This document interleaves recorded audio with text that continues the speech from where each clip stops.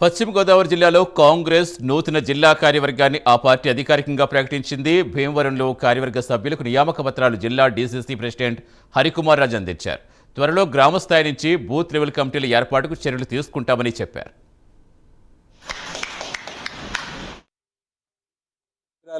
శ్రీమతి షర్మిలారెడ్డి గారు అప్రూవల్ ఇవ్వడం జరిగింది.